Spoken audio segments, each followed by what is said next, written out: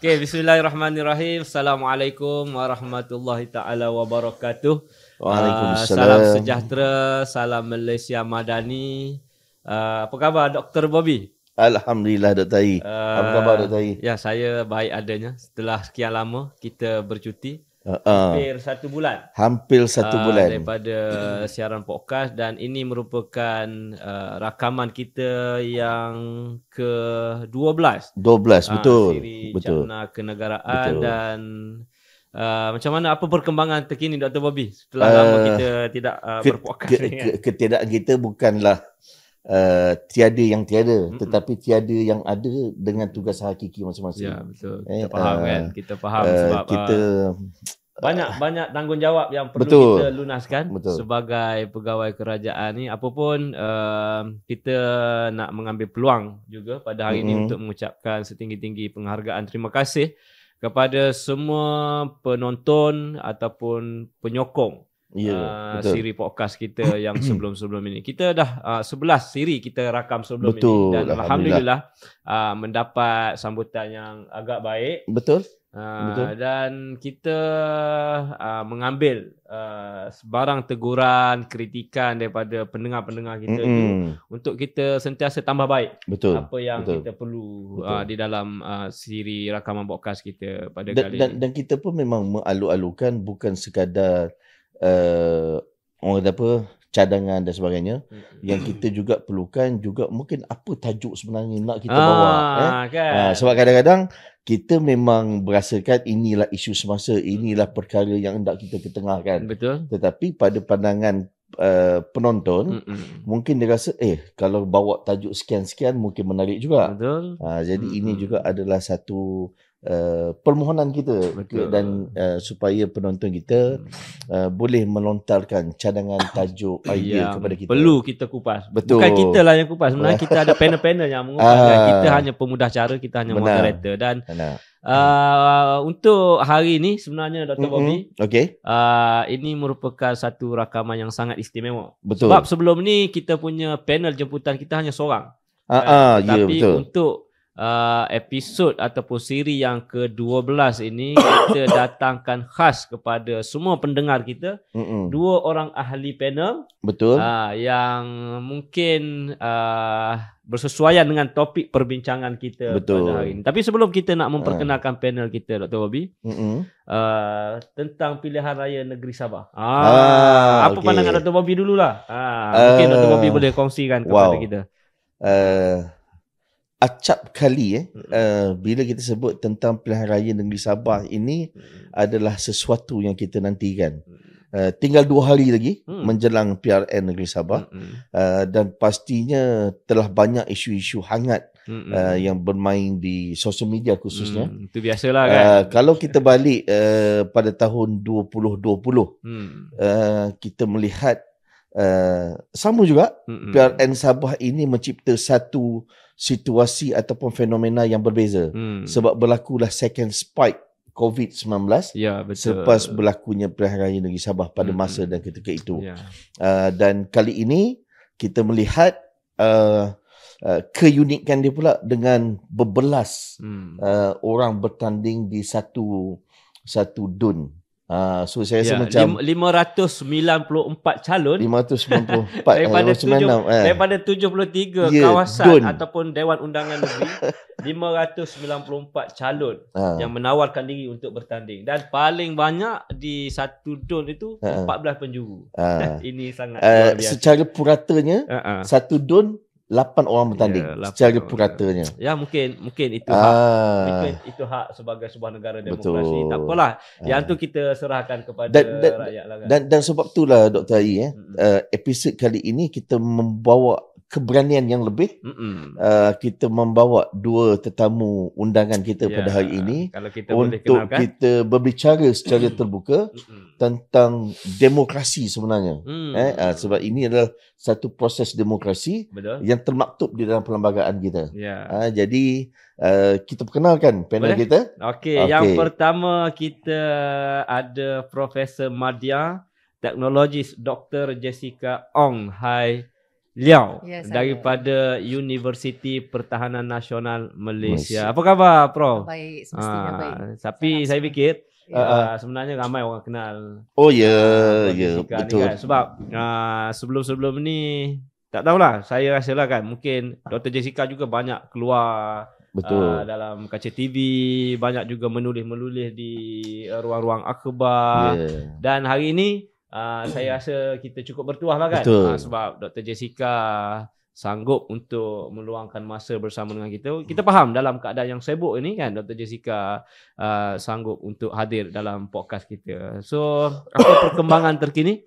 Okey, baik. Sekarang ni saya ucapkan terima kasih pada Akademi Kenegaraan Malaysia ya, dan nanti beberapa orang lah menjadi fellow. Okey, benar. Kami berkongsi pendapat sebenarnya daripada berbagai bidang. Dari Ketua Yuli yang berhormat Senator lah, Senator Profesor Datuk Ridwan Osman. Betul. Jadi itu adalah perkembangan terkini. Kami mempunyai banyak lagi penyelidikan akan diadakan, terutama berkaitan dengan indeks kenegaraan. Jadi mungkin selepas ini kita akan kongsi lebih lanjut. Jadi kepada pendengar yang sedang menonton podcast kita pada hari ini, tadi Dr. Jessica ada sebut bahawa Dr. Jessica adalah salah seorang fellow kepada Akademi Kenegaraan. Sebenarnya Akademi Kenegaraan ini yang telah ditubuhkan pada tahun 2024, kita telah melantik seramai kurang-kurangnya 12 orang daripada ahli akademik, tenaga-tenaga pakar dalam pelbagai bidang menjadi menjadi fellow kepada Akademi Kenegaraan dan berfungsi sebagai penasihat kepada kita lah kan.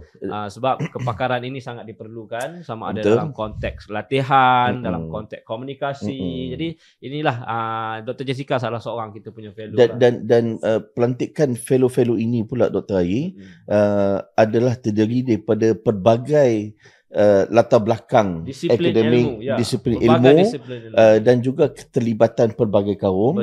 Dan juga merantasi semua negeri. Sebab kita nak supaya no one left behind. Kita tak nak ada yang ketinggalan.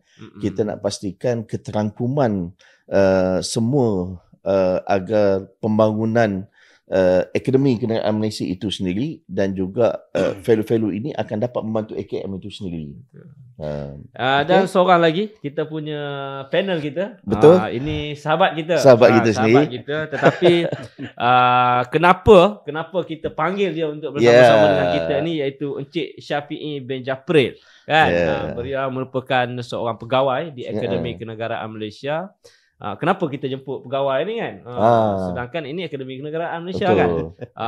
Dia rasionalnya sebab dia adalah orang Sabah. Kita nak bercakap tentang politik Sabah, pilihan raya negeri Sabah, maka yang paling afdal lah kan. Yang paling sesuai untuk wajar untuk bercakap tentang pilihan raya negeri Sabah ni adalah orang Sabah ni.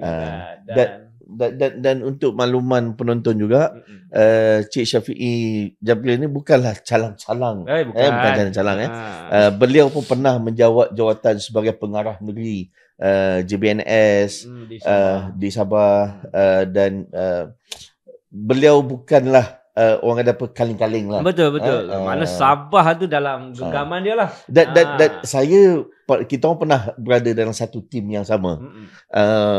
Tak pernah sehari pun yang berlalu tanpa perkataan Sabah. Sayangnya Sabah. Sayangnya Sabah kan. Walaupun lama juga dia berada di Semenanjung, tapi betul. Sabah tetap di hati dia. Apa khabar Cik Syafiee? Khabar baik, alhamdulillah doktor. Perkembangan terbaru? Mungkin. Alhamdulillah setakat ini okey, cuma suara mungkin ada sedikit ni lah. Tetap okey. Saya kata mantap. Tapi saya ingat jemputan untuk hadir podcast pada pagi ini, sebenarnya saya agak berat hati juga sebab kesihatan tidak berapa okey. Semalam pun suara ni kan, tapi keterujaan untuk menjadi pemilih. Salah seorang pemilih. Ialah seperti Dr. Ayi katakan tadi kan, Sabah akan membuat pemilihan, akan mengundi pada 29 hari bulan, pada hari Sabtu. Dan insya-Allah sebagai tanggungjawab sebagai seorang warga negara Malaysia, besok saya akan balik untuk menjadi salah seorang daripada 1,700,000 lebih pemilih untuk Sabah. Orang Sabah yang bertanggungjawab. Betul. Betul. Nak balik ni saya fikir kos dia sekurang-kurangnya 1,000 lebih lah. Kan? Ya, Dr. Ayi, Dr. Babi, saya kira kos itu perkara yang kedua. Sebab kalau dipertanggungjawabkan kepada diri kita. Menjadi warga negara adalah tanggungjawab menjadi pemilih dan bukannya setahun sekali. Dia 5 tahun sekali, Dr. Jess. 5 tahun sekali. So kalau kita pukul rata pun, tiket tu mungkin salah satu lah yang perlu kita korbankan mungkin. Dan menjadi warga negara, pengorbanannya bukanlah nak diukur dengan setuju. Ini nampak menarik lah ni. Doktor, itu nak tunjuk semangat Sabahan. Itu sangat Sabahan. Faham, kita faham. Baik, kita nak berbincang tentang Pilihan Raya Negeri Sabah, Dr. Jessica. Tetapi bila kita bercakap tentang Pilihan Raya Negeri Sabah ni, dia tidak boleh lari daripada demokrasi, kan. Cumanya bila kita bercakap soal demokrasi, Doktor, saya melihat Pilihan Raya Negeri Sabah ni, kan, apabila ada satu kawasan itu 14 calon yang bertanding daripada 73 Dewan Undangan Negeri, tetapi yang bertanding sebanyak 594 calon pada pilihan raya yang ke-16. Ke-16. Ke-17 kan? Yang ke-16 dan sekarang 17. 17. Okey, tak lain 17. Jadi, apakah Dr. Jessica melihat ini adalah gambaran sebuah demokrasi yang sihat ataupun ini satu demokrasi yang semakin celaru? Ini mungkin kita nak dengar pandangan daripada orang akademik lah, kan. Baik. Terima kasih kepada Dr. Ai, Dr. Bobby dan juga Cik Syafiee. Saya sebagai seorang ahli akademik lah, saya tak melihat kepada politik di situ. Ya, betul, saya ingin melihat dari segi kepakaran saya dalam bidang komunikasi dan juga media dan bahasa. Jadi apa yang ingin saya katakan sini, bahawa bagi pendapat saya sebenarnya demokrasi itu adalah komunikasi. Itu pendapat saya dari situ. Kepentingan komunikasi politik sangat penting. Di situ adalah yang pertama. Jadi apabila dulu kita bercakap demokrasi, masih ramai yang tak tahu tentang demokrasi berparlimen, asas-asas tu masih kurang dari segi kenegaraan. Sebab itulah kita bersama dengan fellow Akademi Kenegaraan Malaysia ini ingin membuat perkara tersebut untuk menerbitkan modul lebih banyak kepada kenegaraan. Itu adalah perkataan pertama yang akan saya katakan.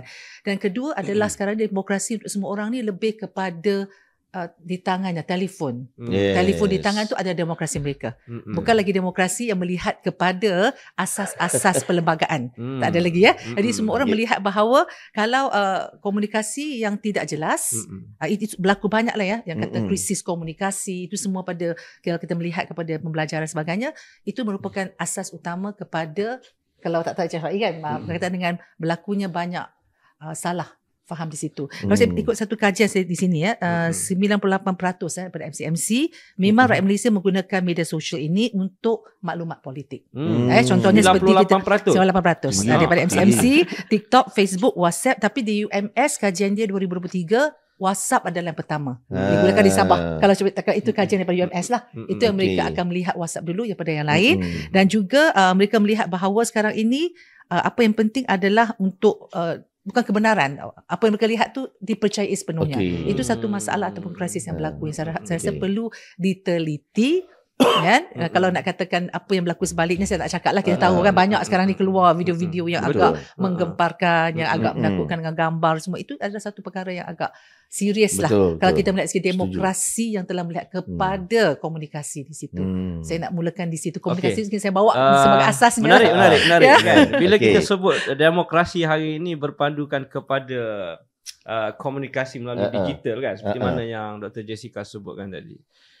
Cik Syafiee, ini penting Cik Syafiee, sebab bila maklumat yang kita terima daripada media itu, kalau maklumat itu maklumat yang tepat, mungkin dia akan memberi kesan yang baik lah kepada demokrasi kita ni, kan. Sebab akhirnya pengundi akan membuat pilihan. Siapa yang dia akan pilih, siapa yang akan menjadi kerajaan, dan kerajaan inilah yang akan membentuk dasar bagi negeri Sabah.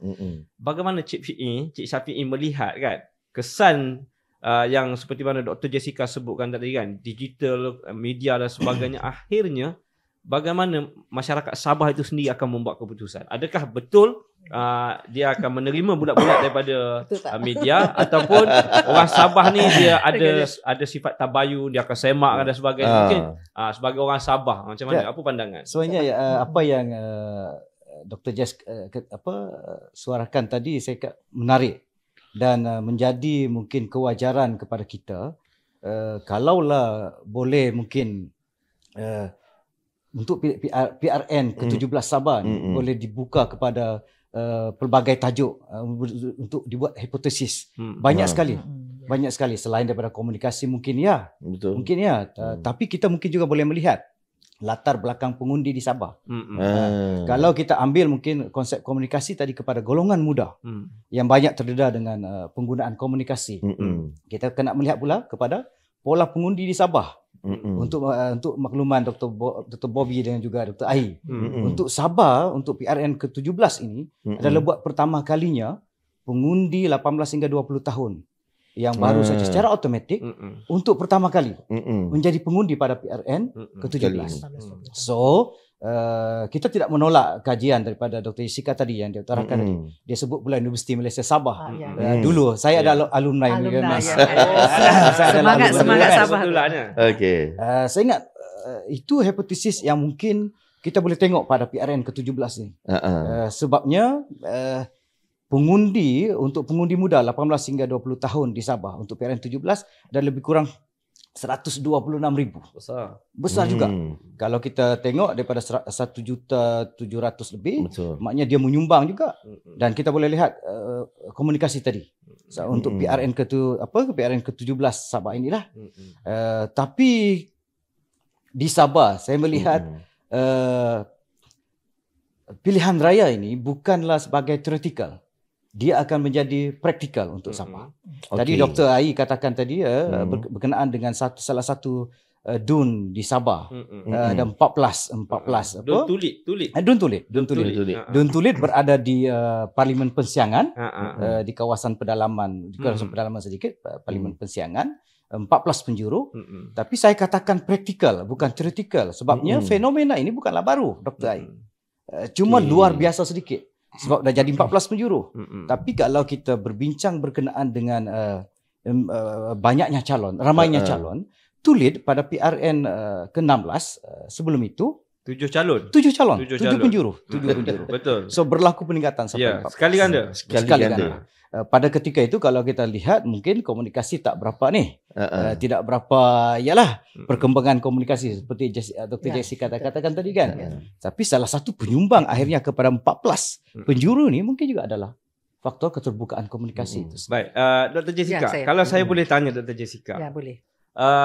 Kalau kita melihat sebelum ini kan, di mana-mana pilihan raya, mungkinlah sebelum pandemik kan, kebanyakan parti yang bertanding dia ada parti yang dominan kan. Contoh saya sebut suatu ketika mungkin kalau di kawasan itu Barisan Nasional akan berlawan dengan Pakatan Harapan kan.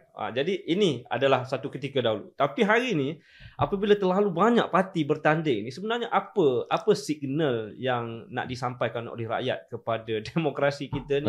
Adakah tak tahulah kan, mungkin saya berpandangan apakah rakyat ini sudah tidak percaya kepada parti yang dominan ataupun sekarang ni rakyat melihat bahawa demokrasi ini yang semakin matang, maka kita berhak untuk keluar beramai-ramai untuk menjadi calon dan sebagainya. Mungkin Dr. Jessica boleh komen. Sebagai rakyat Malaysia lah untuk bercakap sekarang ni, sebagai rakyat Malaysia, saya melihat bahawa kita tidak ada satu parti yang dominan lah, yang kita rasa ramai yang daripada perspektif lah berbagai bangsa. Kalau saya kata daripada kaum Cina yang saya dapat beberapa data juga, mereka sebenarnya agak tak tahu nak memilih mana yang terbaik. Sebab tu banyak informasi yang ada pada hari ini, dan memang kita nak yang terbaik. Kadang-kadang kalau kita lihat, kita ada parti yang baik tapi pemimpin dia ada yang kurang. Bukan tak baik, kurang tahu ke ataupun tak jelas dari segi kepimpinan tersebut.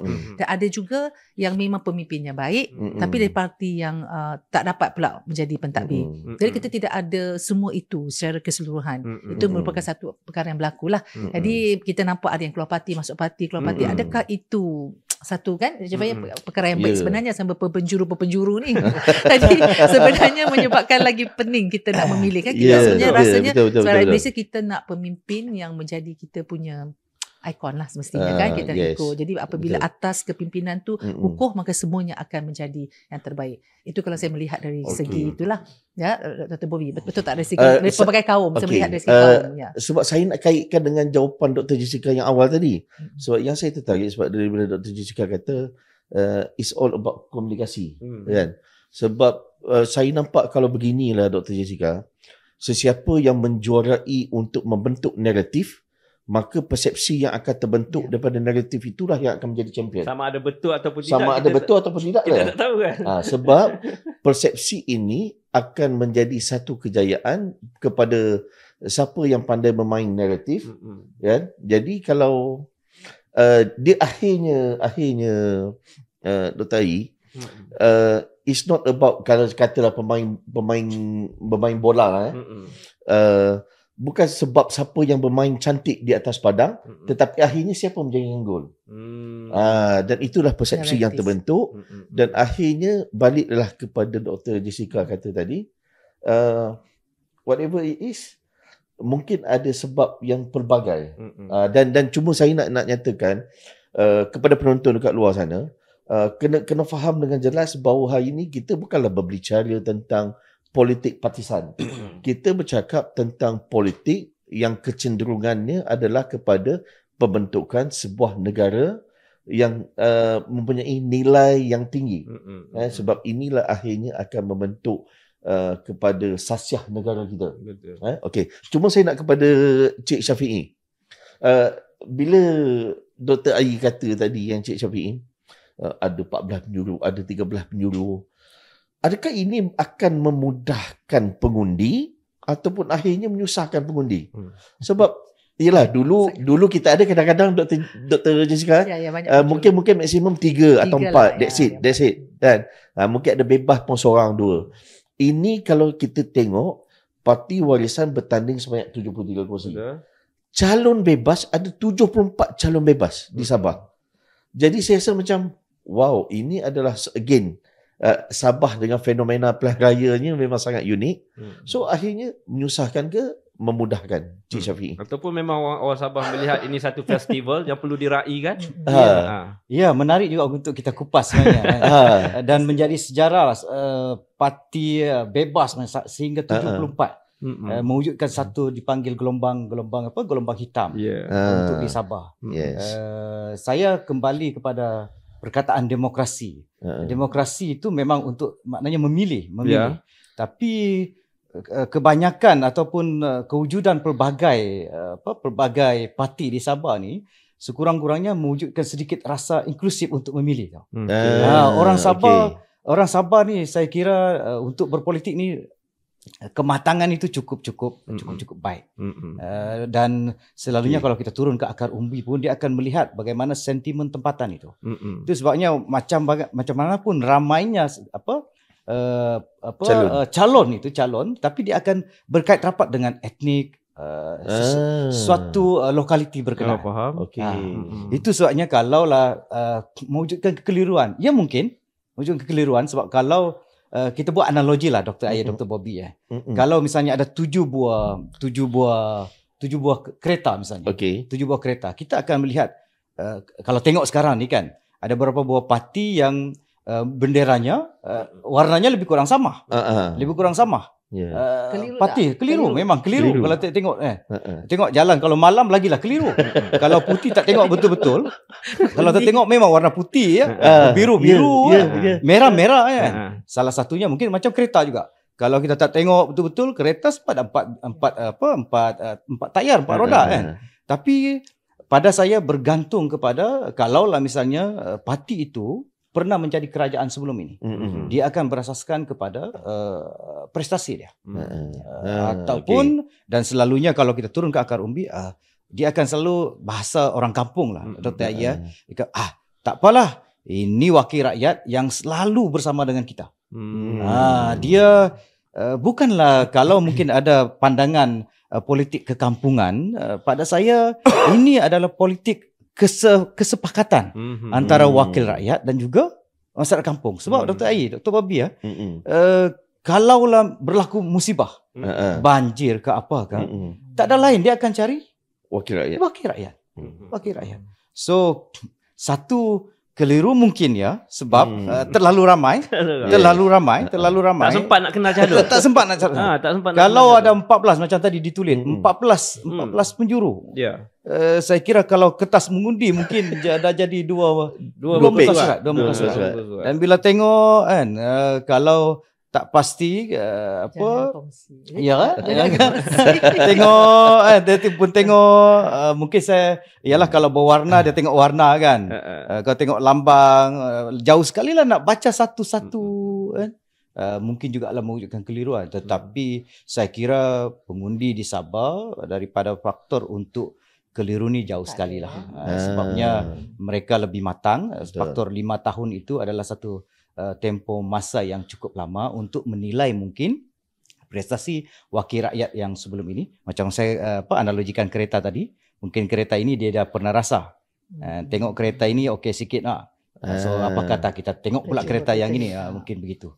Baik, banyak pilihan lah maksudnya. Itulah, terlalu banyak. Yalah, kalau tanya pandangan saya, inilah demokrasi kan. Betul. Maka kita boleh raikan demokrasi ini secara matang. Kita boleh bagi ruang kepada siapa pun yang ingin bertanding selagi mana dia mengikut aturan yang telah ditetapkan kan. Sebab ini juga telah dimaktubkan dalam perlembagaan, dia tidaklah menjadi satu kesalahan kan.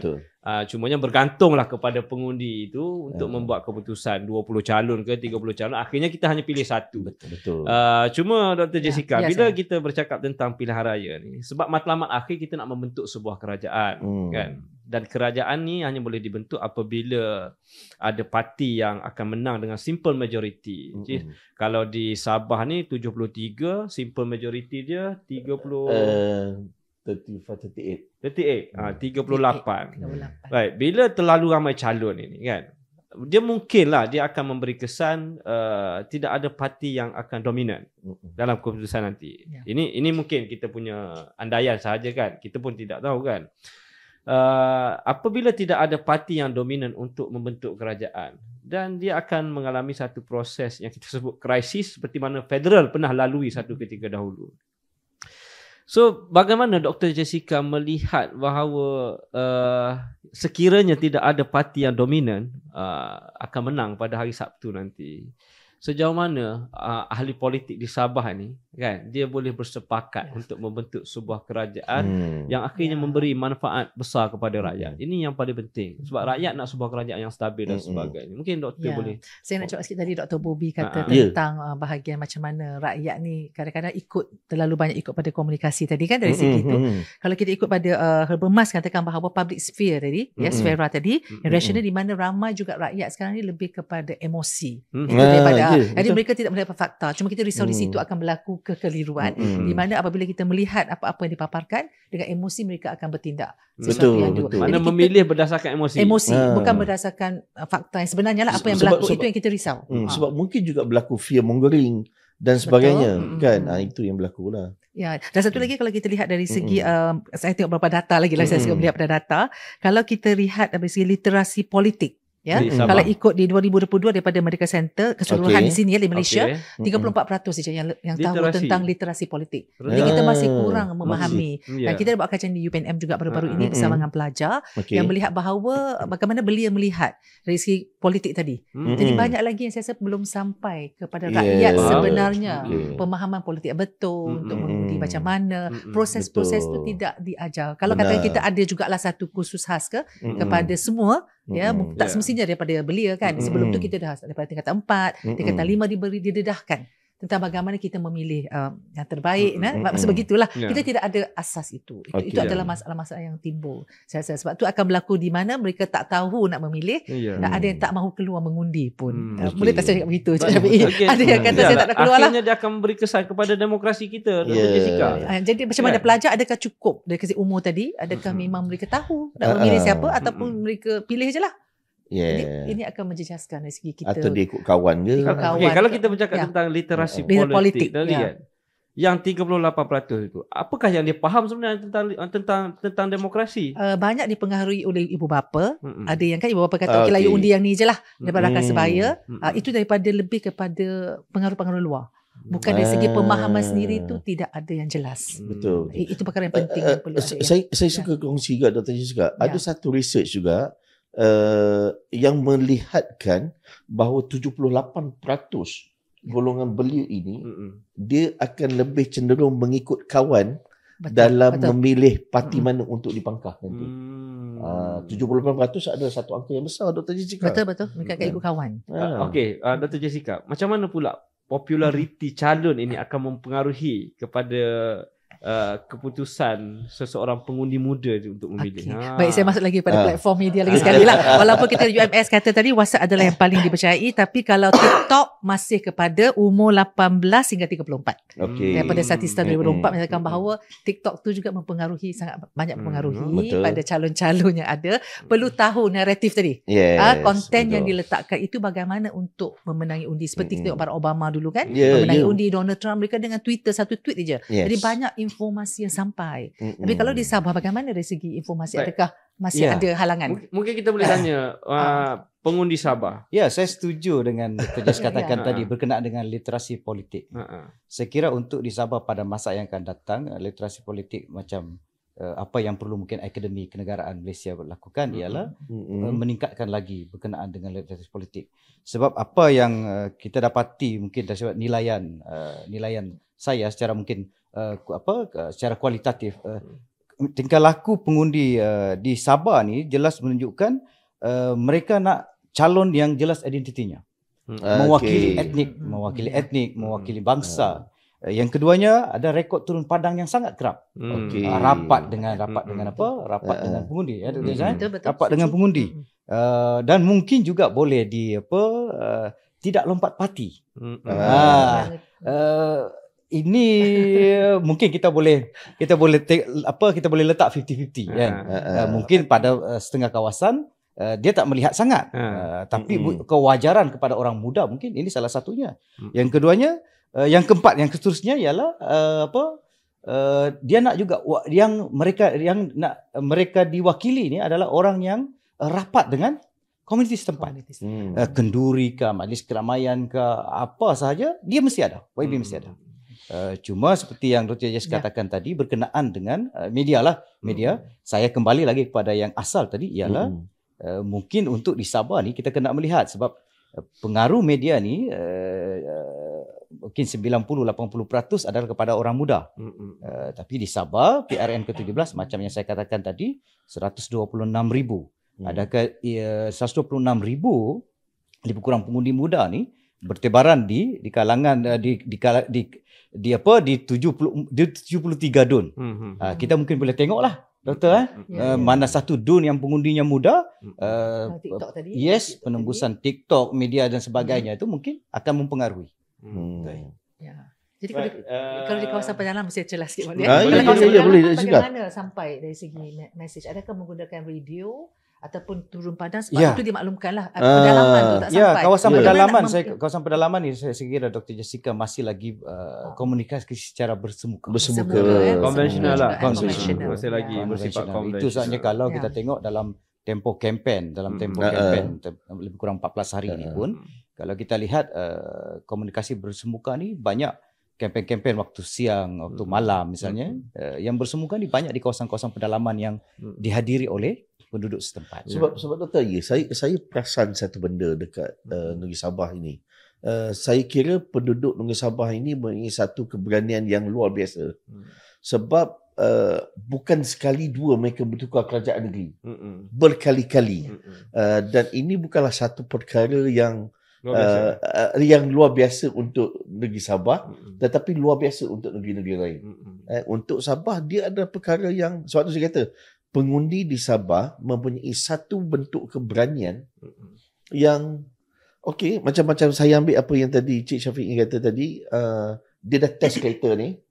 Kalau dia rasa kereta ni mungkin bergoyang sikit dan sebagainya, tak perlu kita tukar kereta lain. Tapi Dr. Bobby, kalau tanya pandangan saya kan, ini saya secara peribadi kan, mungkinlah orang lain dia pandangan dia lain. Tapi perkara ni kita tak boleh nak normalisasi. Betul. Kan? Perubahan kerajaan ini ia sebenarnya satu benda yang tidak sihat dalam tempoh yang singkat kan. Sebab kita tahu nak menjadi sebuah kerajaan ini bukanlah satu benda yang mudah kan. Apatah lagi kalau contohlah kan, tiba-tiba selepas pilihan raya negeri 2025 tiba-tiba berlaku lagi perubahan terpaksa buat pilihan raya lagi ini. Satu, dia akan menelan kos belanja yang begitu tinggi dan kemudian dasar-dasar kerajaan negeri akan terbantu dan sebagainya. Akhirnya kesan kepada rakyat. Jadi perkara ini kita tidak boleh normalisasi dan bukan itu saja Dr. Ayi, ia juga akan menyekat untuk menarik pelabur asing. Sebab ketidakstabilan politik ini adalah sesuatu yang akan menjejaskan ekonomi sebuah negeri dan juga negara. Baik, Dr. Jessica, juga tentang komunikasi kan. Mungkin Dr. Jessica memantau secara rapat lah kot pilihan raya negeri Sabah ni kan, sebagai orang yang mahir dalam komunikasi. Bagaimana Dr. Jessica melihat dalam tempoh kempen ini kan, apa perkara-perkara yang menjadi topik hangat di dalam agenda kempen macam mana tu mungkin sebagai contoh Dr. Jessica sebab saya juga mengikuti rapat pilihan raya negeri Sabah dan Sarawak sebelum ini kan, apabila menjelang saja pilihan raya bagi kedua-dua negeri ini, antara perkara yang sering menjadi bahan kempen adalah MA63. Itu sebagai salah satu contoh. Adakah Dr. Jessica melihat ini antara perkara-perkara yang dimainkan oleh ahli-ahli politik di dua negeri ataupun di negeri Sabah terutamanya dalam tempoh pilihan raya? Ya, baik Dr. Ai. Kalau sekali lagi nak cakap UMS lagi sekali ya. Ada data lagi UMS lagi. Okey, 72% pengundi penat dengan maklumat politik berlebihan. UMS 2023. 72% pengundi dia penat. Banyak sangat informasi disampaikan, mereka penat dengan memilih yang itu. Dan saya melihat kepentingan politik personality tu. Personality politik tu sangat penting sebenarnya. Sebagai personality yang kita bawa sebagai pemimpin tu penting untuk kita jadikan cerita tadilah kenapa jadi sensasi. Dan saya berterupa tu pun perkara yang sangat membahayakan. Jadi itu memang kita nampak banyak serangan-serangan sekarang ni. Cyber saja kita buka aja kan, perkataan digunakan pun memang boleh, satu perkataan boleh mengubah persepsi pengundi dan mungkin nak mengundi ini akhirnya dia mengundi ini. Dan setiap hari daripada sekarang sehingga 29 ni masih setiap hari ada sahaja serangan yang akan diadakan. Biasalah kan bila nak menang tadi kan, siapa yang menang tadi jaringkan gol kan, bukan siapa yang nak melawan di padang, tapi siapa yang menjaringkan gol di situ. Saya bukan apa Dr. Jessica, saya bila setiap kali pilihan raya Sabah dan Sarawak ni, apabila yang saya sebutkan tadi, isu yang dimainkan, isu federalism dan sebagainya, dan dia akhirnya memberi impak yang tidak baik kepada negara kita kan, sebab kita tahu bahawa Malaysia ni sebuah negara yang berdiri atas 14 negeri kan, 13 negeri dan satu wilayah. Dan semangat federalism ini yang kita jaga sejak daripada 1963 sehingga ke hari ini. Kita menjadi sebuah negara yang kuat, negara yang stabil dan sebagainya. Tapi apabila pilihan raya ini dijadikan sebagai medan untuk kita bertempur, yang akhirnya memberi kesan kepada semangat perpaduan kita ni, mungkin Dr. Jessica boleh komen sikit. Tapi di Sabah saya sangat hormatilah daripada penduduk Sabah kan. Orang Sabah baik, orang Sabah baik, sangat baik. Perpaduan memang tip-top lah, nombor satu lah, utuh di mana semangat kan. Saya melihat kawan-kawan membuat linangkit, bagaimana buat bersama dengan ketua kampung, memang tu tak boleh nak pertikaikan Sabah. Ya, cuma itu bukan mainan mereka dari perpaduan. Mereka memain dari segi personality. Saya melihat dari segi orang luar yang melihat itu bukan sangat kepada, walaupun nak meretakkan perpaduan dari segi agama kaum sebagainya, rasa itu bukan mainan utama, tetapi lebih kepada, tak tahulah Cik Syafie kalau saya katakan tentang personality itulah dengan parti. Adakah betul? Saya melihat dari orang luar lah, daripada orang luar Sabah. Orang Sabah baik, orang Sabah. Itu sahaja. Kita tanya orang Sabah sendirilah. Betulkah orang Sabah baik? Saya melihat Sabah ni sebagai dinamik dan juga pragmatik. Okey. Dinamik mungkin dari sudut bilangan calon, bilangan parti dan sebagainya. Tapi masyarakat di Sabah, pengundi di Sabah, Dr. Jessica, mereka juga pragmatik. Mereka nak YB macam saya katakan tadi, yang rapat dengan mereka. Yang memahami sentimen tempatan. Itu sebabnya literasi politik ini mungkin perlu diperluaskan, sebab menjadi wakil rakyat juga kepada kepada masyarakat yang diwakilinya mesti menjadi semak dan imbang. Tapi majoriti di kalangan rakyat Sabah mewakili sentimen tempatan ataupun mewakili rapat dengan mereka adalah satu yang pragmatik yang mereka perlukan. Mereka perlukan. Itu yang saya kira Sabah mempunyai kematangan berpolitik yang cukup wajar dan cukup inilah. Kita tidak menolak berkenaan dengan kewajaran kerajaan untuk menjadi satu bentuk yang cukup solid misalnya. Tapi Sabah sudah pun melaluinya. Sebelum ini ada satu parti, tunggal parti yang menjadi kerajaan, pernah berapa kali. PBS, Parti Bersatu Sabah, sebelum ini mungkin. Sebelumnya beberapa parti pun pernah. Dan saya kira sentimen untuk PRN 17 ini juga melihat kepada sentimen yang berlaku pada PRU, pilihan raya umum sebelumnya. Cuma kalau kita melihat daripada segi politik matang. Cik Syafiq pun berulang kali bersebutkan politik matang. Dr. Jessica, kalaulah kita melihat kepada politik matang, dan juga saya ambil yang Dr. Jessica kata tadi, sekarang ni dah tidak ada dominant parti yang menguasai perkara ini dalam pilihan raya ni lah. Jadi adakah parti-parti yang bertanding yang akan bertanding ini, pada pandangan Dr. Jessica, mereka ini telah mula bersedia untuk membuka ruang negosiasi untuk membentuk kerajaan, walaupun ianya mungkin berbeza dengan kerajaan pusat ataupun kerajaan-kerajaan negeri lain dalam konteks kebantangan politik itu sendiri.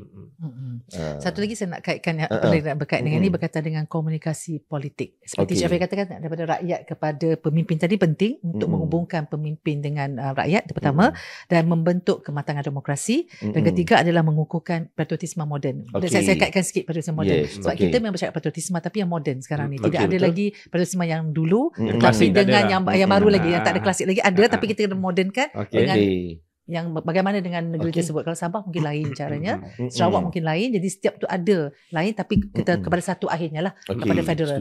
Kita kena bersatu padu di situ.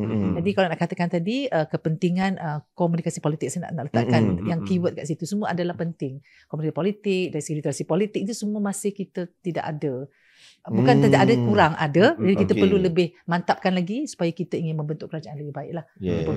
Saya lebih melihat dari segi psikologi bahasanya, dari segi perpaduannya, lebih melihat kepada aspek-aspek peradaban dan sebagainya di situ. Saya faham tentang komunikasi politik tu, Dr. Jessica. Cuma Dr. Jessica kan, saya juga yakin bahawa agensi-agensi kerajaan dia mainkan peranan dalam soal mendidik demokrasi di seluruh negara.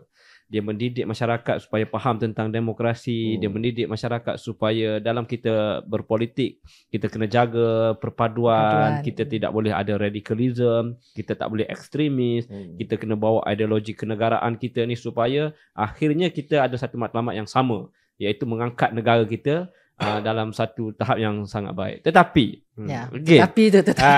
tetapi di situ setelah usaha yang dilakukan oleh banyak agensi kerajaan, apabila menjelang tempoh pilihan raya, ahli-ahli politik ini, dia akan menggunakan pentas politik ini, sebab kita tahu ahli politik ini, apa pun yang penting undi dia akan dapat. Jadi dia akan guna apa cara untuk memastikan dia dapat memancing undi. Sehingga kan ada yang menggunakan fahaman yang boleh merosakkan, meruntuhkan perpaduan kita. Jadi macam mana kita nak urus perkara ini dalam tempoh pilihan raya, sebab ini tempoh yang kritikal kan. Even dalam social media pun algoritma tentang politik memang tengah naik, dan waktu ni lah kan banyak info yang akan diperoleh oleh masyarakat kita. Macam mana kita nak mengurus masalah ni? Perbincangan kami bersama dengan fellow baru-baru kenegaraan kan, kami melihat tentang pentingnya indeks kenegaraan diwujudkan untuk mengukur tadi. Apabila jati diri seseorang rakyat itu kukuh, apa yang datang, peluru mana datang pun dia kukuh. Itu yang kita tengah ingin membentuk generasi baru ini yang ada dari segi bukan patriotisme saja, nilai-nilai selaras dengan Malaysia Madani dan sebagainya, nilai-nilai itu supaya kita ingin melahirkan rakyat yang tadilah yang bukannya matang dari segi berpolitik, mereka dah tahu cintakan negara. Kami melihat di situ kekurangan. AKM tengah membuatlah beberapa penyelidikan di mana bagaimana kita nak mengukur seseorang itu dari segi tahap kesetiaan pada negara, betul tak setia 5 rukun negara itu betul tak mengikut. Jadi banyak perkara itu kami dah buat beberapa benchmark lah dengan negara seperti Indonesia lah, Pancasila. Jadi itu dalam proses untuk menerbitkan. Kita kena mula juga daripada bawah semula, dan AKM ni lah tempat yang terbaik untuk kita jadikan satu pusat yang boleh kita rujuk lah rujuk sebenarnya. So, bila Dr. Jessica sebut Pancasila, kalau di Indonesia dia di bawah BPIP, di bawah BPIP. Kita melihat Indonesia di Notari, dia boleh bergaduh dalam semua perkara. Dia boleh mempunyai kecelaruan dalam pelbagai perkara dan berbeza pendapat dalam perkara. Tapi bila datang bendera merah putih, bila berbicara tentang negara Indonesia, stand as one. Dan itulah saya kira yang Dr. Jessica punya tumpuan kita ke arah itu. Betul Betul di situ. Dan itulah yang sepatutnya pun. Dan ini juga yang betul Dr. Ari katakan tadi, Doktor. Kita tak nak perubahan kerajaan ni sentiasa berlaku. Betul. Sebab asyik bertukar. Bila nak stabilnya? Kan? Dan kecelaruan inilah yang akhirnya akan membawa balik kepada hasil kajian yang Dr. Jessica persembahkan, yang mana orang tak faham politik. Orang tak faham apa isu demokrasi sebenarnya sebab kecelaruan itu berlaku. Tapi kita juga kena berlaku adil kepada orang Sabah lah kan. Kita cakap tentang Sabah. Hari ni kita bercakap tentang Sabah. Tapi tadi bukan Sabah. Dalam pada kita nak bercakap tentang pentingnya kestabilan politik. Benar. Dalam kita bercakap soal kita memastikan bahawa kerajaan yang wujud itu kerajaan yang berkualiti.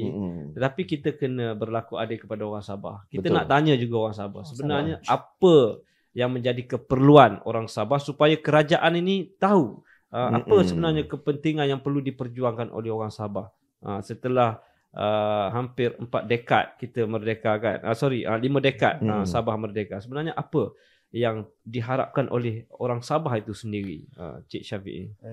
Saya kira untuk orang Sabah sebagai melihat kepada 1963 misalnya, MA 63, dan isu berkenaan dengan 40% yang perlu. Ini sudah menjadi umum, Doktor, sudah menjadi umum, dan saya kira saya nampak ialah Sabah perlu didengari. Naratif perpaduan saya kira perlu mengiktiraf perbezaan yang ada di Sabah, sama juga seperti negeri-negeri yang lain. Dan pertanggungjawaban ataupun apa perkara-perkara yang menjadi entiti kepada MN 63 saya kira perlu diiktiraf ataupun dilunaskan. Saya kira kerajaan sedia ada pun sudah bergerak ke arah itu. Ya, betul. Dan berkenaan dengan 40% pun yang amat berhormat Perdana Menteri telah pun memberi jaminan, bukan tidak akan merayu, tapi akan berbincang berkenaan dengan cara untuk melangsaikan 40% itu. Saya kira kalau tuntutan-tuntutan seumpama ini dipenuhi, orang Sabah akan lebih semangat ke Malaysia, ke persekutuan itu akan menjadi lebih ini ya. Ya, Dr. Bobby. Menarik pilihan raya negeri Sabah. Dia satu benda yang sangat kompleks sebenarnya kalau kita nak bincangkan. Apatah lagi Sabah ni sebuah negeri yang sangat besar dan demografinya yang sangat luar biasa. Dan geografinya juga sangat mencabar kan. Sebenarnya bukanlah satu benda yang sangat mudah kan untuk mengurus negeri Sabah yang besar ini. Tapi saya cukup yakin kan, walaupun ada pihak-pihak yang melihat bahawa Sabah ini seolah-olah negeri yang kurang mendapat perhatian, tetapi sejak 1963 sehingga ke hari ini saya fikir Sabah sudah mengalami banyak perubahan. Betul. Cuma mungkin ada perkara-perkara bagi sebuah kerajaan selepas ini untuk melihat perjuangan terhadap negeri Sabah ni perlu dilihat dengan lebih serius kan. Sebab tadi saya tengok bila keterbukaan YABPMX untuk berunding berkenaan dengan 40% itu adalah satu, saya rasa inilah balik kepada politik matang kan, untuk mari kita lihat, duduk berbincang apa yang patut kita buat. Sebab ini kita akhirnya untuk menyelesaikan root causesnya kan. Dia bukan sekadar kita dah ni dah, tetapi sekarang ni bila keterbukaan untuk membincangkan perkara itu, itu adalah saya rasa suatu perkara yang sangat hebat untuk dilakukan. Dan satu lagi yang perlu kita puji politik dalam negara kita ni. Walaupun contoh Barisan Nasional di Sabah dia bukanlah sebahagian daripada kerajaan. Tetapi apabila kita datang ke peringkat persekutuan, kerajaan ada GRS, kerajaan juga ada Barisan Nasional dan kerajaan juga ada PH. Jadi inilah saya katakan kita sebutkan dinamika politik dalam negara kita, dan kita boleh mengurus negara dan negeri dalam keadaan yang lebih baik kan. Mungkin Dr. Jessica, Saya nak melihat pandangan Dr. Jessica tentang, sebab tadi Cik Syafiee ada menyebut bahawa Sabah ni akhirnya sentimen tempatan yang akan mempengaruhi keputusan dalam pengundi untuk membuat keputusan kan. Bila kita bercakap tentang sentimen tempatan, sudah pasti Sabah ni dia agak berbeza dengan Semenanjung kan. Semenanjung ni kalau kita boleh sebut bahawa politik Semenanjung ni dia tak boleh lari daripada politik Melayu, politik China, India dan India. Ini adalah tiga kaum utama dalam negara kita. Tetapi bila kita pergi ke Sabah, dia terlalu banyak etnik kan.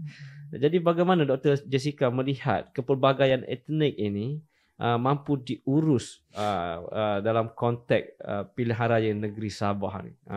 Ya, berbalik kepada tadilah Cik Syafiee kata tadi tentang bagaimana ahli politik itu turun padang. Saya melihat sentimen tadi turun padang tadi bersama rakyat. Jadi hybrid communication itu pentinglah, sama ada secara kita pergi secara tadi media sosial ataupun perlu hadir. Jadi saya pernah jugalah ke Sabah beberapa kali, ke Numbak dan beberapa tempat dan juga pulau. Saya melihat bahawa saya tak nak sebut dari segi faktor-faktor lain lah tapi yang paling penting adalah kita inginkan semua rakyat dalam keadaan selamat.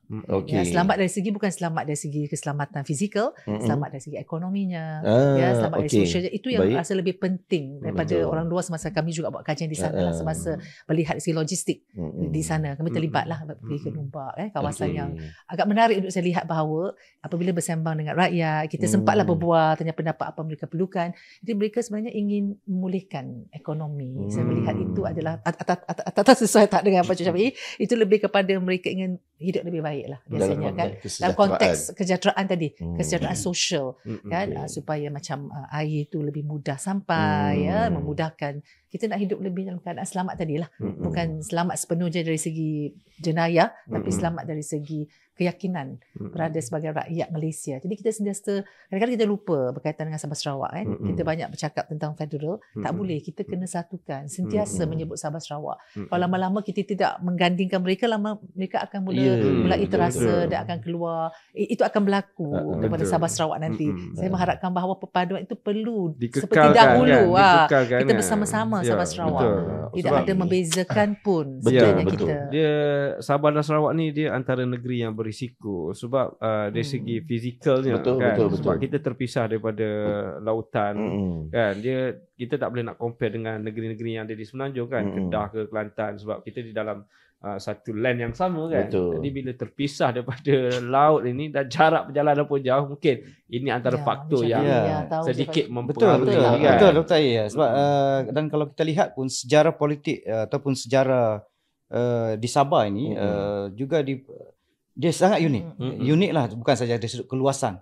Kita ambil contoh keluasan Parlimen Kudat misalnya, Parlimen Kudat. Dia lebih besar daripada Pulau Pinang. Betul. Lebih besar daripada Pulau Pinang. Apatah lagi negeri Perlis. Itu parlimen, satu parlimen. Dan saya kira untuk di Sabah, uniknya Sabah ni sejarahnya dipengaruhi oleh penyertaan dia ke masa membentuk Malaysia. Betul. Ya, betul. 1963. Yang keduanya berkenaan dengan dasar autonomi negeri. 40% itu pun salah satunya lah. Yang perlu diiktiraf mungkin, yang perlu ni. Autonomi lain lagi Doktor. Yang seterusnya, kita kan nak melihat juga macam Dr. Ai katakan tadi, mungkin di Semenanjung ni, kita tiga kaum yang utama, Melayu, Cina dan India. Tapi di Sabah, kepelbagaian etnik, kepelbagaian budaya dan agama ini pun, satu benda, satu perkara yang bukan jadi Sabah, di Sarawak pun sama. Yang cukup rapuh. Cukup rapuh, tapi kekukuhannya tu saya kira dengan kehidupan yang bercampur, saya kira cukup kukuh. Walaupun pelbagai etnik, tapi sentimen politiknya pula lain pula dia melihat sebab wakil rakyat itu mewakili etnik, Dan saya kira di Sabah, walaupun kita bercakap berkenaan dengan kepelbagaian parti politik dan sebagainya, tetapi asas masih lagi kepada politik pembangunan. Masih lagi bercakap Doktor, kita masih lagi bercakap berkenaan dengan faktor jalan raya, berkenaan dengan elektrik, berkenaan dengan air.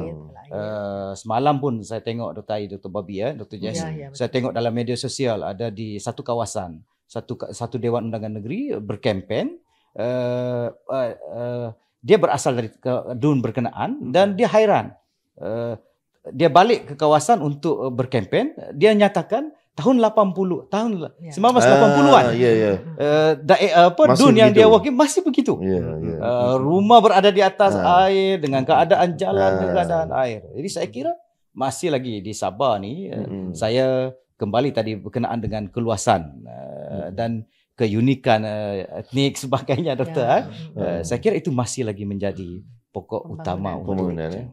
Cuma okey, Cik Syafiee, sebagai pengundi Sabah dan juga Sabahan, kita sering mendengar Sabah for Sabahan, satu perkataan yang dan bila kita terfikir balik, adakah mereka-mereka yang bertanding pula pada tiket-tiket ni, kalau kita lihat pun mereka ni pun orang lokal juga, orang Sabah juga. Jadi adakah ini membuatkan orang kata apa, perpisahan itu akan berlaku, perpecahan itu akan berlaku, seolah-olah kalau you bertanding atas tiket parti-parti tertentu, you membawa Sabah for Sabahan. Tapi kalau you bertanding atas tiket-tiket tertentu, walaupun you orang Sabah, seolah-olah you bukan orang Sabah. Dia kecelaruan ni, macam orang yang di Semenanjung ni, apa sebenarnya? Okey, saya kira Dr. Bobby Dutaya untuk PRN ke-17 ni saya kira pengundi Sabah dah lebih matang. Mungkin sebelum ini sentimen Sabah for Sabahan. Kalau PRN 16 sebelum ini sentimen itu lebih tinggi. Betul. Tapi untuk 17 saya kira berkurang Sabah sedikit. Dah kurang dan lebih matang. Sebab mungkin ada orang melihat sentimen Sabah for Sabahan, orang Sabah perlu. Tapi kita juga kena tengok, ambil contoh wakil-wakil rakyat yang ada di Sabah bukan orang Semenanjung pun. Betul. Selama ni pun. Kan? Doktor. Bukan Sabah pun. Sebab sepatutnya mereka lebih bersuara, maknanya mewakili sentimen tempatan. Sentimen tempatan. Tapi berlaku mungkin sebelum ini sebab kawasan yang luas, mungkin 73 dun. Ada beberapa tempat yang mungkin jadilah untuk kempen politik, Doktor. Tapi saya kira untuk PRN 17 mungkin ya, tapi kebarangkalian kalau kita letakkan dalam skala 10, mungkin saya boleh letakkanlah mungkin 3, 4 macam itulah, Doktor. Tak mengganggu sangatlah sebab ialah sentimen Sabah for Sabahan ni yang menjadi peneraju kerajaan Sabah adalah orang Sabah. Baik, Dr. Jessica, dalam konteks komunikasi ni kan, sebab kita cukup yakinlah seperti mana yang kita bincangkan awal tadi, bahawa akhirnya media sosial ini akan mempengaruhi. Kan, sama ada dia dalam bentuk persepsi ataupun fakta, kita pun tidak tahu kan.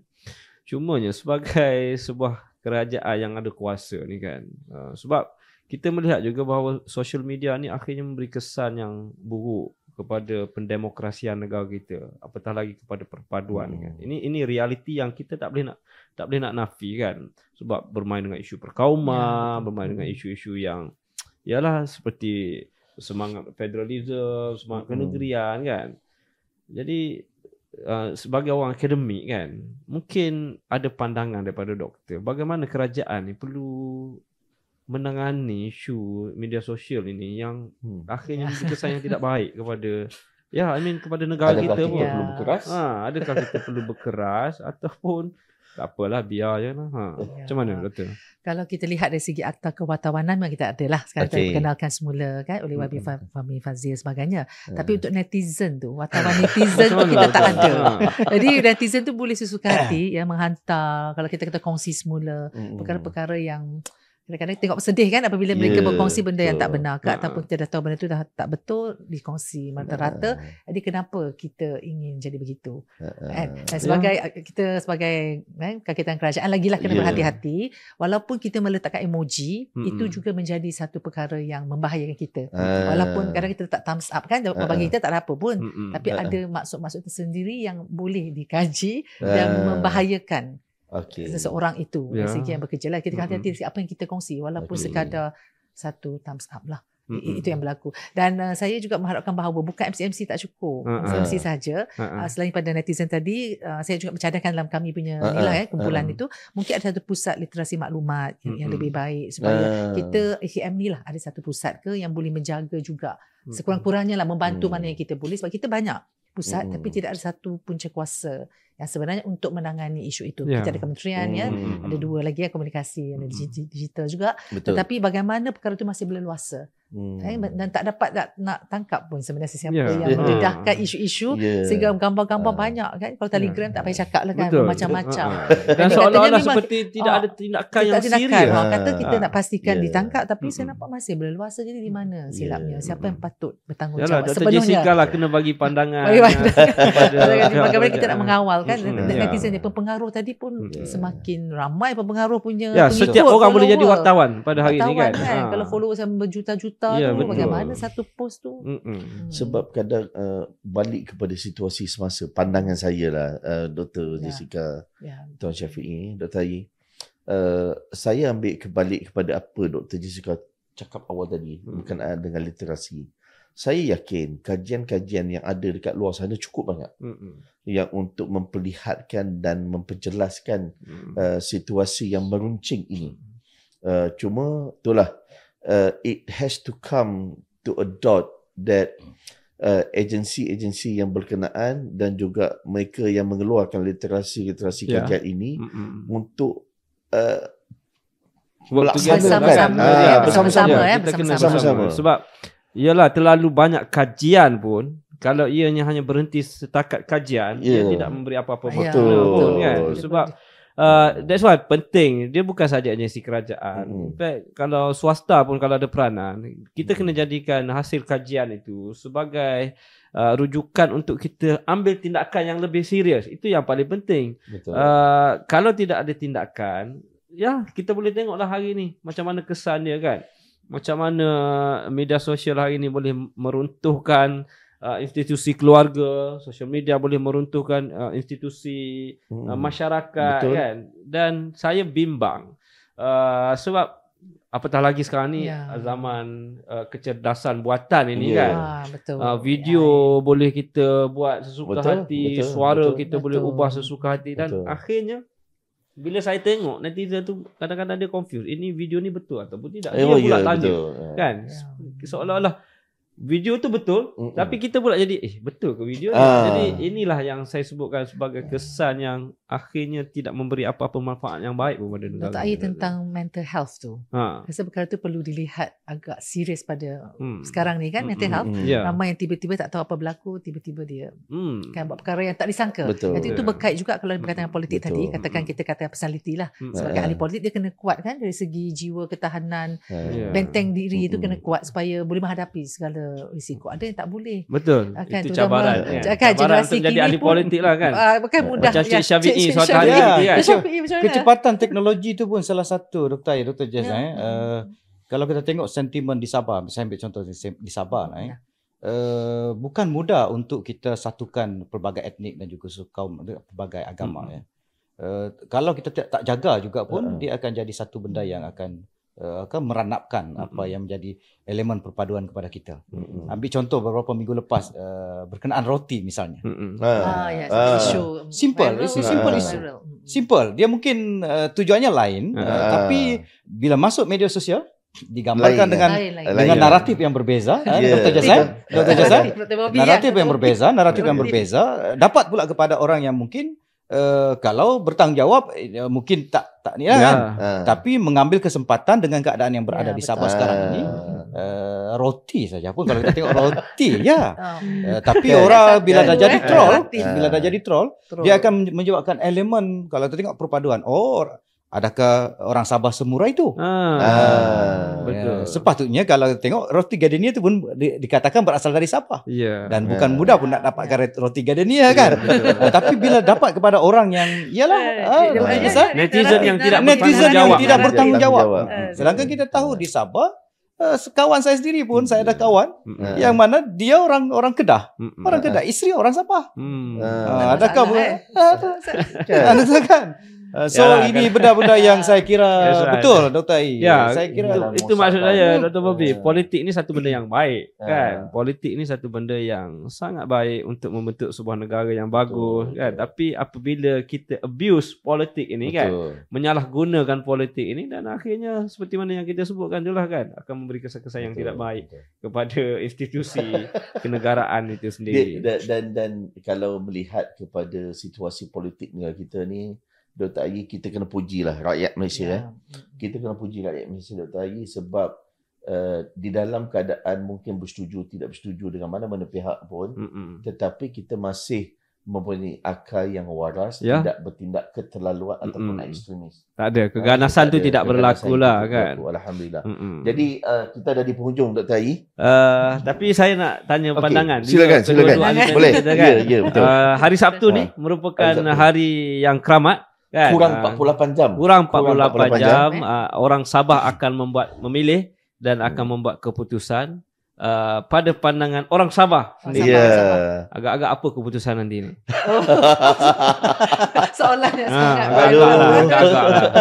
saya bukanlah ahli nujum, Dr. Ai. Tapi saya adalah salah seorang, seperti yang saya katakan tadi, dari kalangan 1.7 juta lebih pengundi yang akan melangsaikan tugasan pada 29 hari bulan. Saya teruja untuk memilih kerajaan yang stabil, yang mungkin sebelum ini pernah mewakili suara akar umbi, mewakili rakyat Sabah sendiri, membawa negeri Sabah itu jauh lebih. Dr. Ai, Dr. Bobby, Dr. Jess, kita faham, saya sangat memahami keadaan geografi Sabah berkenaan dengan kemajuannya bagaimana. Kalau mungkin di Semenanjung kereta dah mungkin bergerak, mungkin dah sampai Gear 5. Kereta dah sampai, saya biasa guna analogi begitu. Kalau mungkin kereta dah guna Gear 5, kami mungkin di Sabah kalau sekarang ni perlu sekarang berada di Gear 2, perlu pemimpin yang boleh mungkin dalam tempoh masa 5 tahun, 10 tahun akan datang mungkin sama sampai ke Gear 5 berkenaan. So saya kira dari sudut ini kematangan, saya tidak mempersoalkan kematangan politik orang Sabah, tapi PRN ke-17 ini macam saya katakan tadi, banyak kalau kita nak buat hipotesis untuk kajian ilmiah, banyak Dr. Ai, Dr. Bobby kan. Jadi pada ketika ini suami isteri bertanding, berbeza kawasan, betul tak Dr. Banyak. Adik-beradik pun ada. Dr. Ai boleh tengok di Dun N4 Tanjung Kapur, Matunggung dan juga Bandau. 3 orang adik-beradik, suami dan isteri. 3 orang adik-beradik berbeza parti. Ada juga di kalangan bebas. Bebas seorang, parti seorang, and then parti seorang. Berbeza kan. Apatah lagi ada pula yang boleh dikatakan, itu saya katakan tadi, lompat parti ataupun bicara berkenaan ini mungkin satu keadaan yang luar biasa, tapi mungkin di Sabah satu keadaan yang normal mungkin. Sebab ada di kalangan yang bertanding ketika ini beberapa kali bertukar. Mungkin juga kehendak daripada akar umbi, kita tak tahu. Tapi belum jawab lagi soalan saya. Ada tak jawab. Saya dah jawab sebenarnya tadi. Saya dah jawab. Saya bukan ahli nujum. Orang Sabah akan memastikan kerajaan yang mereka akan pilih yang boleh mewakili suara Sabah. Itu paling penting. Dan saya kira dengan keadaan PMX ketika ini yang cukup terbuka. Saya kira PMX sekarang ini, Perdana Menteri sekarang ini cukup terbuka. Berpuluh tahun, ambil contoh 40% misalnya. Saya memang respect PMX. Boleh kalau kita tengok Dr. Bobby Dr. Ai berjalan di masa di pasar awam. Di pasar awam, di Gaya Street, di Gaya Street. Berjalan di Gaya Street, lokasi awam. Dan orang awam bertanya dengan dia, bagaimana 40%? Saya kira sebagai Perdana Menteri boleh je pun buat tak tahu je. Ataupun dia pengawal ni kan. Tapi sebagai saya berjiwa besar, dia tanya. Dia respon. Dia respon, dia beritahu.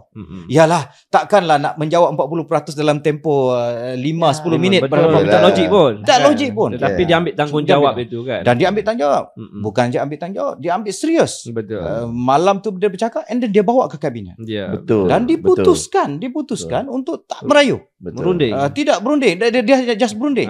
Berunding itu pun berkenaan dengan macam mana menyalurkan 40. Saya kira ini satu peluang yang bagus. Betul. Dan saya kira saya bukan ahli nujum tapi orang Sabah dah melihat dapat jawapan dah. Orang Sabah melihat ini.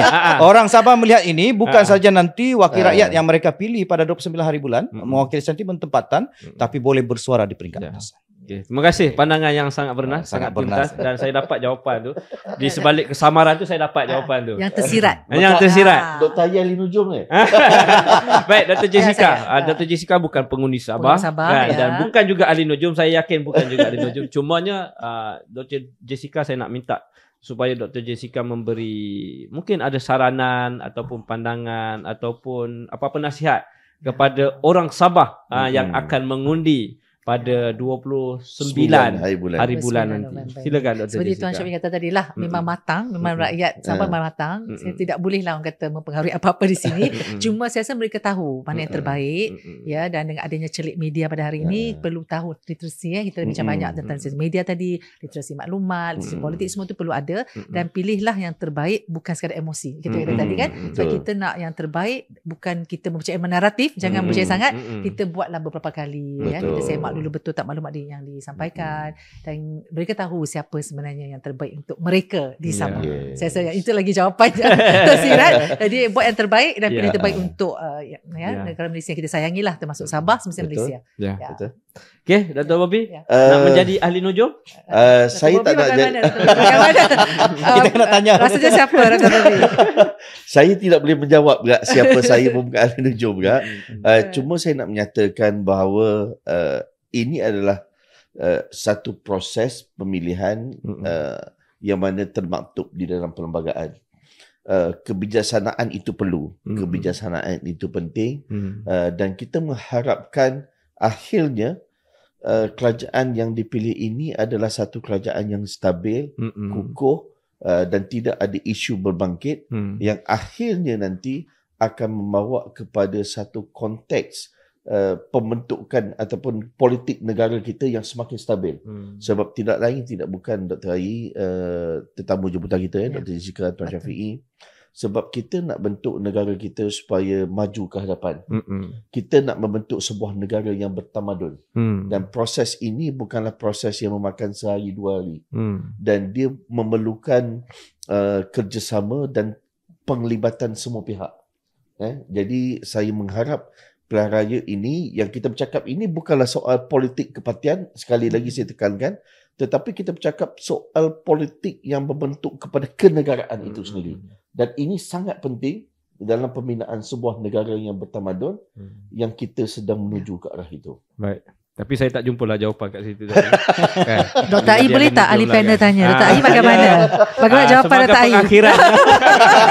Sebagai pengakhirannya saya mewakili pihak Akademi Kenegaraan, khususnya kru podcast Cakna Kenegaraan, nak mengucapkan setinggi-tinggi penghargaan. Terima kasih kepada kedua-dua ahli panel kita, yang berusaha Profesor Madya, Dr. Jessica, dan juga yang berusaha Encik Syafiq Jafril. Kerana sudi untuk berada di sini, berbincang dengan kita, memberi pandangan dan sebagainya, menjadi nujum dan sebagainya kan. Apapun kepada semua penonton yang sering mendengar podcast kita, jangan lupa untuk kita share, kita subscribe dan kita komen lah kan. Komen apa sahaja pandangan yang ataupun apa tajuk-tajuk yang perlu kita bincangkan dalam podcast akan datang, kita akan baca dan kita akan ambil perhatian. Dan terima kasih kepada semua penonton yang sudi mendengar siri podcast kita yang siri yang ke-12 ini, dan kita akan jumpa pada tahun hadapan. Tahun hadapan insya-Allah. Tahun depan kita akan tengoklah apa tajuk-tajuk yang menarik apa corak yang berbeza sedikit. Mungkin corak yang berbeza. Mungkin selepas ni Dr. Jessica akan berada di sini. Kan? Akan berada di sini kan. Jadi terima kasih sekali lagi, dan Dr. Bobby akhir kata buat pengundi di Sabah, kurang daripada 48 jam, anda akan melakukan tanggungjawab anda akan melaksanakan tanggungjawab anda. Gunakan kebijaksanaan sepenuhnya, tidak lain dan tidak bukan adalah untuk anda penduduk Sabah, dan juga akhirnya pembentukan kerajaan negeri Sabah yang akan membawa lebih kepada kestabilan negara kita, Dan akhir kata daripada saya, Dr. Ayi, sehingga kita berjumpa lagi di tahun hadapan dengan wajah yang baru. Mungkin. InsyaAllah. Terima kasih. Assalamualaikum warahmatullahi taala wabarakatuh. Assalamualaikum Madani.